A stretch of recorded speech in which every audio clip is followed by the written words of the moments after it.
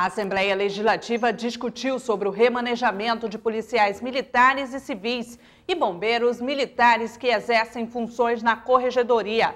A votação da PEC 300, que cria um piso salarial nacional para policiais e bombeiros, deve ser motivo de manifestação no Amazonas.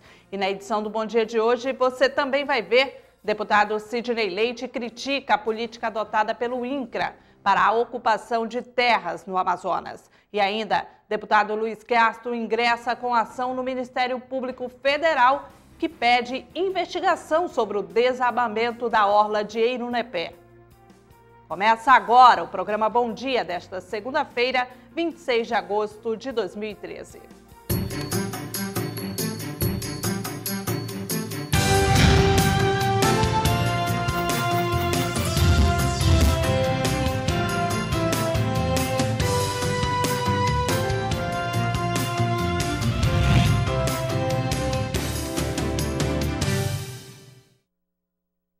Olá, seja bem-vindo, você que acompanha ao vivo a programação da TV Assembleia. A audiência pública realizada na manhã da última sexta-feira na Assembleia Legislativa debateu o remanejamento de policiais militares e civis e bombeiros militares que exercem funções na Corregedoria. A reunião contou com a presença de representantes das classes e do presidente da Comissão de Segurança Pública da Assembleia. A audiência pública proposta pelo deputado estadual Wilson Lisboa debateu questões ligadas à Corregedoria de Segurança Pública. Já na Casa Civil, um projeto de lei de autoria do deputado Wilson Lisboa que prevê alterações na Lei 304 de 2007, que criou a Corregedoria. Essa primeira reunião, ela serviu para oportunizar esse novo olhar sobre a lei da Corregedoria, que todos precisamos para que ela reflita melhor a relação entre o controle da polícia para contribuir com a segurança pública. Para a representante da Secretaria de Segurança Pública, a audiência ampliou os debates e possibilitou a integração entre os diversos órgãos de segurança no Estado. Sem dúvida, a audiência ela é imprescindível para que haja essa discussão, haja essa integração. A Secretaria de Segurança aqui, ela está à disposição para que participe, para que colabore no que for possível, posto que o sistema ele é feito de vários órgãos. E a Secretaria de Segurança ela está no topo, fazendo com que haja essa integralização. Júlio César, corregedor da Secretaria de Segurança, enfatizou que a nova lei da Corregedoria deverá prever o tempo mínimo dos policiais na Corregedoria e também o tempo em exercício na atividade meio, antes que os militares voltem a atuar nas ruas. Como a previsão não abre pontos digamos assim, alternativos para que possa o policial, o servidor, retornar ao seu órgão de origem e ficar na atividade meio, não abre nem a forma facultativa que ele possa optar e não abre também o tempo mínimo de exercício na Corregedoria. Está meio, digamos assim, obscuro esse ponto e a nova lei, o novo projeto de lei, ele prevê já algumas mudanças pontuais. O presidente do Sindicato dos Policiais Civis do Amazonas cobrou que o projeto de lei que tramita na Casa Civil deveria ter sido discutido com a categoria antes de ser encaminhado ao governo. A reunião foi bastante produtiva, que nós discutimos aí a ida do projeto de lei para a Casa Civil, que não foi discutido com as bases, com os representantes de classe. Isso com certeza ia trazer uma grande satisfação nas bases, onde você manda um projeto de lei sem ouvir aquelas pessoas que realmente são afetadas pelo projeto. Então ficou acertado que nós nos reuniremos de novo para debatermos mais o projeto e, consequentemente, ele irá já com um consenso de todos. O deputado estadual pelo PR, Cabo Maciel, salientou que a partir da realização de audiências públicas poderá ser elaborada uma nova lei que reformule a Corregedoria e que deverá contar com o aval de todas as entidades de classe ligadas ao setor. A Lei 3278 ela trata de algumas mudanças dentro da Corregedoria, mas dentro é um projeto, um requerimento do deputado Wilson Lisboa, mas essa lei ela já foi elaborada por uma equipe de membros da Corregedoria encaminhada à Casa Civil. e na audiência pública a gente faz uma série de abordagens onde a gente colhe as informações de que o sindicato e as associações representativas da Polícia Civil e da Polícia Militar não foram convidados para a elaboração dessa lei. Ou seja, para nós ela não tem validade. Ela não tem validade porque não tem um aval das representações da categoria. Uma nova audiência deverá ser realizada na Casa Legislativa para dar continuidade ao debate. A votação da proposta de emenda à Constituição que cria um piso salarial nacional para policiais e bombeiros continua sendo tema de mobilizações em todo o Brasil.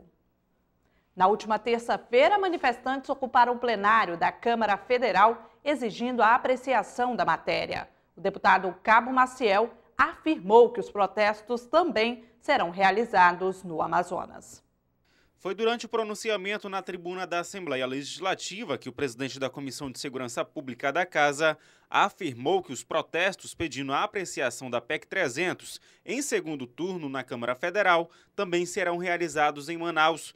Segundo Cabo Maciel, desde a última terça-feira, representantes de lideranças militares do Amazonas estão em Brasília e participam da mobilização nacional. E os estados vão se organizar para fazer as suas manifestações pacíficas, porque não tem nada contra o governo de estado, é uma forma de mobilizar a segurança pública em todo o país e nós vamos discutir uma data no Amazonas, dependendo do que ficar definido em Brasília, para a gente fazer o nosso movimento pacífico aqui no estado do Amazonas, sem prejuízo à população do estado.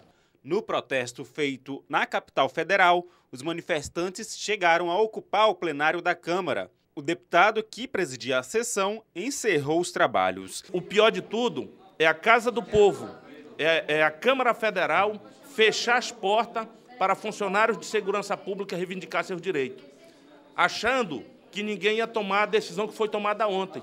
A decisão era arrombar mesmo. Uma das vezes que a Câmara Federal é Casa do Povo e eles não podem vetar ninguém de adentrar ali e assistir às sessões, de reivindicar seus direitos. Ali, a Câmara Federal, todo dia tem manifestação. É dos enfermeiros, é dos vigilantes, é dos policiais, é dos professores. Por que só para a polícia teria que fechar a porta? Depois de apreciada em segundo turno pela Câmara, a PEC segue para ser votada no Senado. Preocupado com o alto índice de desmatamento no Amazonas, o deputado Sidney Leite critica a política adotada pelo INCRA para a ocupação de terras no estado. De acordo com o parlamentar, a criação de assentamentos em locais inadequados contribui para a degradação ambiental. Durante pronunciamento na Assembleia Legislativa, o deputado democrata Sidney Leite criticou o Instituto Nacional de Colonização e Reforma Agrária. Segundo o parlamentar, o INCRA é um dos principais responsáveis pelo aumento do desmatamento no estado, ao promover assentamentos inadequados no sul do Amazonas. Se tratando do Amazonas, o que tem contribuído decisivamente para esse desmatamento? São os assentamentos feitos pelo INCRA. E o que nós identificamos? O que a gente identifica é que há uma concepção errada no modelo desses assentamentos. Primeiro, o homem, com a cultura nossa do Amazonas, ele está à margem dos rios. E esses assentamentos são feitos de estradas. Não que só se possa produzir na margem dos rios, mas simplesmente se rasga lá uma estrada, que não é estrada, se abre a mata, se define os lotes e se põe as pessoas lá. Não há a mínima estrutura e condições para que esses produtores, essas famílias, tenham condições de produzir e de assistência de política pública. O parlamentar propõe que o tema seja debatido na Assembleia Legislativa e que o INCRA adote maneiras mais adequadas para a ocupação do solo amazônico. Nós precisamos nessa casa debater até para que nós possamos melhorar a interlocução do INCRA, dos órgãos competentes do governo do estado, como IDAM, IPAAM, Secretaria de Desenvolvimento Sustentável e com os municípios. Porque senão os assentamentos viram um único objetivo, extração de madeira. Porque os produtores não têm condições de produzir nas condições deste modelo de definição de assentamento para o estado do Amazonas. O Instituto Nacional de Colonização e Reforma Agrária é uma autarquia administrada pelo Poder Público Federal. O órgão é responsável por gerenciar a questão agrária no país. Veja a seguir, as empresas de telefonia podem ganhar incentivos fiscais em troca da instalação de antenas em comunidades distantes do estado. Não saia daí, voltamos já.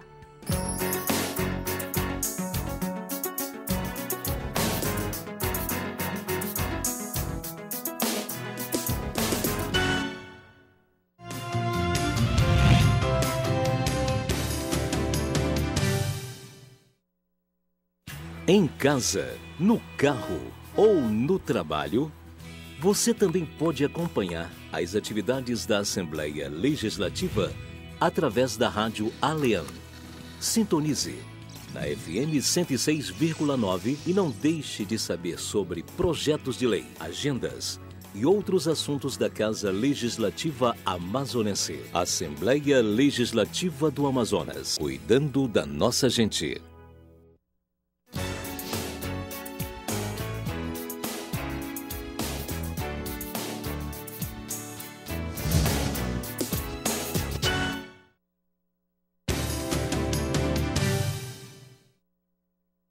Estamos de volta com o programa Bom Dia.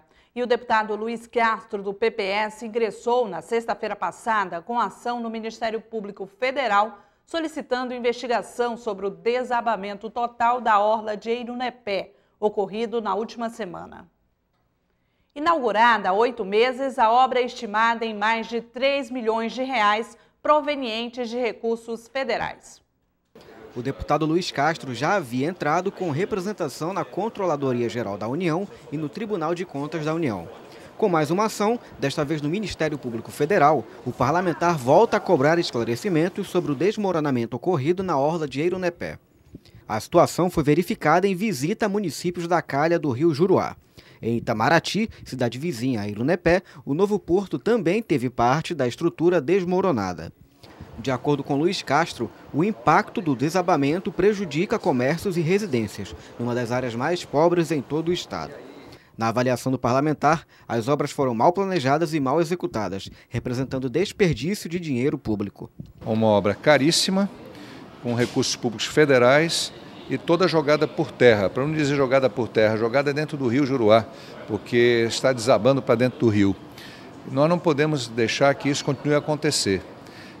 Dinheiro público precioso numa região do estado pobre, distante, com alto custo e logística, com altas necessidades de investimento em infraestrutura. O procurador da República explica o procedimento a partir de agora. Com um protocolo, esse tipo de representação e todas as demais, elas passam por uma triagem para sabermos qual que é a área específica que corresponde, à representação. Se houver mais de um procurador, há uma distribuição entre os procuradores, de forma, na verdade, é um sorteio. E aí, a partir desse momento, o procurador recebendo as notícias do fato, ele vai tomar as providências que ele entender cabível. O deputado Luiz Castro lembrou ainda que a empresa contratada para realizar a obra é responsável pelos problemas que venham a ocorrer no prazo de 5 anos. Um projeto de lei de autoria do deputado Marco Antônio Chico Preto pretende dar incentivo fiscal às empresas de telefonia em troca da instalação de antenas em comunidades distantes do estado. A proposta gerou polêmica em plenário.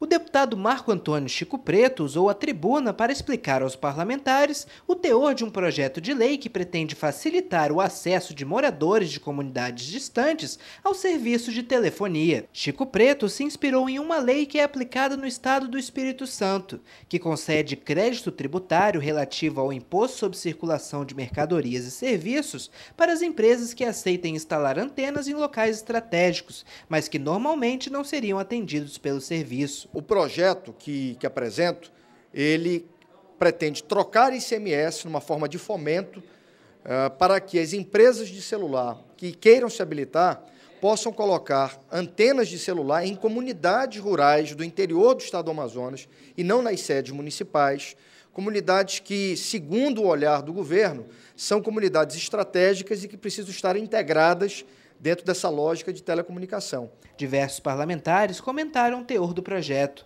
José Ricardo, Adjuto Afonso e Marcelo Ramos acreditam que a concessão de um incentivo fiscal não é o caminho adequado para o atendimento dessas localidades. Além disso, o deputado Marcelo Ramos acredita que a lei possui um vício formal, por se tratar de um projeto de natureza autorizativa. Primeiro, tem uma falha formal, é pacífico o entendimento de que não é possível projeto de natureza autorizativa. Se o deputado quer apresentar um projeto para dar renúncia fiscal, ele tem que apresentar obrigando a renúncia fiscal e não autorizando o Estado a conceder renúncia fiscal. Primeiro, esse erro formal. E segundo, não me parece sustentável que empresas que lucram milhões e milhões, que prestam péssimo serviço para a população, ainda recebam incentivo fiscal para fazer algo que é da sua obrigação. O deputado Chico Preto acredita que a discussão a respeito da legitimidade do projeto deve ser realizada pela Comissão de Constituição e Justiça da ALEAN. O parlamentar defende a necessidade de se discutir o assunto para que as comunidades rurais sejam beneficiadas. Essa é uma discussão que nós vamos enfrentar na Comissão de Constituição e Justiça. Porém, a iniciativa política me parece oportuna e necessária. Quer dizer, um deputado levantar a tese de que o governo pode adotar tal mecanismo. Se pode partir do deputado ou não, só pode partir do governador, isso é uma discussão um pouco mais distante. Porém, a ideia de integrar o Amazonas com esses serviços de telecomunicação, repito, o governo do Estado já está fazendo. Está aí o exemplo do gasoduto Coari-Manaus. O governo pegou recursos do povo do Estado do Amazonas para o povo do Estado do Amazonas. O principal beneficiado foi o povo, que vai ter internet em banda larga ao longo da fibra ótica do gasoduto Coari-Manaus. Se nós colocarmos antenas de celular nessas comunidades distantes, quem vai ser o principal beneficiado? Caso o projeto seja aprovado, o Poder Executivo poderá selecionar localidades que sejam prioritárias e convocar as empresas. A companhia, com a melhor proposta, irá instalar antenas de telefonia na localidade, com a concessão de créditos tributários que irão compensar parte dos custos da instalação. Deputado Chico Preto apoia a postura do Executivo sobre as obras do monotrilho para a Copa de 2014. E mais, deputado Belarmino Lins vai solicitar do Senado celeridade na tramitação do projeto de lei que autoriza a criação de novos municípios. Veja agora no resumo de notícias. Deputado Sidney Leite acompanha as principais obras de infraestrutura do Estado. O parlamentar destaca a ampliação da estrada que liga Manaus a Novo Airão e pede providências em relação ao andamento das obras na BR-319. Eu visitei hoje pela manhã a estrada Manel Urbano, que nós aprovamos aqui o financiamento oriundo de recurso do BNDES, no valor de aproximadamente 220 milhões. Essa estrada aqui será duplicada e será refeita na sua integralidade, inclusive as pontes, com base, subbase e o recapeamento dessa estrada. Então, nós precisamos trabalhar essa infraestrutura no Estado do Amazonas para que, efetivamente, nós possamos alcançar o desenvolvimento. Quando da proposta de consolidar a liberação de licença ambiental para a construção da BR-319, o próprio Ministério do Meio Ambiente se encarregou de criar inúmeras unidades de conservação, certo? Com a proposta de diminuir o impacto da BR-319, que já é uma estrada existente, não é uma estrada que se vá sair do zero. E se criou inúmeras unidades, tanto na Calha do Purus quanto na Calha do Madeira. E o que a gente vê é que essa obra simplesmente está parada. Se faz necessário que o governo federal diga se ele vai efetivamente viabilizar o licenciamento ambiental, se vai disponibilizar recursos para a construção dessa estrada. Deputado Orlando Cidade aproveitou o tempo em plenário para destacar pesquisa que está sendo desenvolvida pela Embrapa para o aperfeiçoamento da produção de maniva, substrato da mandioca importante para a produção de alimentos típicos da Amazônia. Está sendo muito bem sucedido esse processo, já em prática, em execução no município de Manaquiri e Careiro Castanho, e que poderá ter abrangência em outros municípios que se interessem para desenvolver essa produção de maniva desenvolvido pela Embrapa. Com certeza vai estimular a produção, principalmente de fécula e de farinha de mandioca, essa nova inovação desse procedimento, desse processo, desse estudo científico desenvolvido pela Embrapa. Isso vai ajudar muito o setor primário, principalmente aqueles que vivem da produção de farinha de mandioca.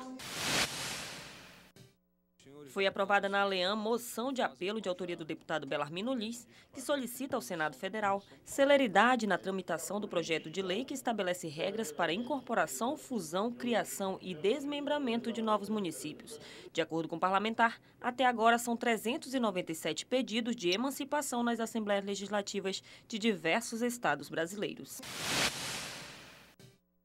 Deputado José Ricardo solicitou informações do governo do estado quanto ao patrimônio da Companhia de Gás do Amazonas, Cigás, e propôs a realização de uma audiência pública para discutir o projeto de lei, também do governo, que trata da prestação de serviço público de gás por concessão. O projeto tramita na ALEAM.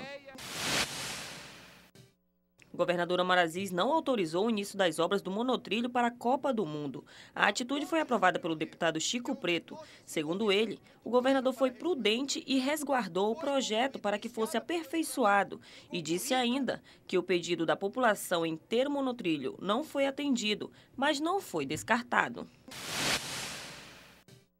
Luz para Todos.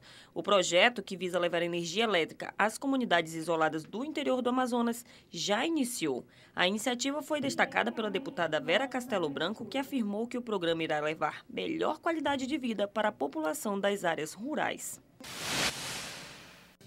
Deputado pelo PR, Cabo Maciel, anunciou que solicitou a instalação de uma agência da Caixa Econômica Federal na comunidade de Novo Remanso, interior de Itacoatiara.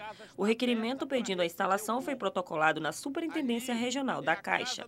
A solicitação de ter um posto da Caixa Econômica é justamente para facilitar, tanto para a população quanto para os empresários, suas movimentações financeiras. Pedir uma agência do Correio para o município de Itacoatiara, para a vila de Lindóia. Essa agência é um clamor da população daquela localidade para fazer pagamento, para recebimento, para uma série de coisas que funcionam, o Correio anexado ali à agência do Bradesco. Então, a gente necessita desse suporte dentro dessa região para dar uma comunidade melhor para esses 21 mil habitantes que vivem naquela região. Estudos comprovam que os homens são mais vulneráveis às doenças, especialmente enfermidades crônicas. As estatísticas adotam que a cada 3 mortes de pessoas adultas, 2 são homens. Vamos ver o porquê na matéria do repórter Caio Rodrigues. As melhoras nas condições econômicas e sociais do país proporcionaram um aumento significativo na expectativa de vida do brasileiro. Segundo a pesquisa mais recente do IBGE, de 62 anos em 1980, o cidadão passou a viver em média 73 anos. Segundo a pesquisa mais recente do IBGE, a expectativa de vida, que era de 62 anos em 1980, passou a ser em média de 73 anos. Porém, as taxas de mortalidade, especialmente a masculina, continuam elevadas. A cada 3 mortes de pessoas que atingiram a idade adulta, 2 são de homens. Vários fatores explicam esses índices. Além de serem mais suscetíveis a mortes violentas, como em homicídios ou acidentes de trânsito, os homens negligenciam os cuidados com a própria saúde. Com isso, diversas doenças que poderiam ser tratadas acabam sendo descobertas apenas em estágio avançado. Aqui no Brasil, que é um país subdesenvolvido, nós consideramos muito na nossa pesquisa, e aí está nos estudos, a violência. A violência, porque o homem se expõe muito mais do que a mulher. Então, se você pegar uma estatística, o próprio IBGE mostra que a quantidade de homens jovens que se perde por conta da violência, aí está o narcotráfico, está os assassinatos, está essas violências que a gente vê nesse mundo moderno. Temos também os acidentes de trânsito. Os acidentes têm um fator extremamente importante nesse universo de mortalidade masculina. Se você pegar uma estatística também, quem morre muito mais no trânsito ainda é o homem. Descendo para os hábitos, o alcoolismo ainda mata mais homem do que mulher. Apesar das mudanças de comportamento, as mulheres passaram a beber bem mais do que bebiam no passado. Dentre as principais doenças que ampliam os índices de mortalidade masculina estão as cardíacas e o câncer de próstata. Número 1, sem dúvida nenhuma, são os infarto agudo do miocárdio. Matam bastante, tanto o homem quanto a mulher, mas destacadamente o homem tem muito problema nessa área. Depois nós temos os acidentes vasculares cerebrais. Eles são realmente a falta de controle de uma hipertensão, formação de aneurisma, faz com que esses homens venham a sofrer essa consequência e muitos venham a falecer. Temos também no campo da neoplasia, que hoje, por estarmos vivendo bem mais, nós estamos muito mais susceptíveis a ter vários tipos de neoplasia. E o homem é importante a neoplasia da próstata. E tem matado porque é extremamente grave, por isso o trabalho da prevenção é muito forte. Outro setor é o setor pulmonar.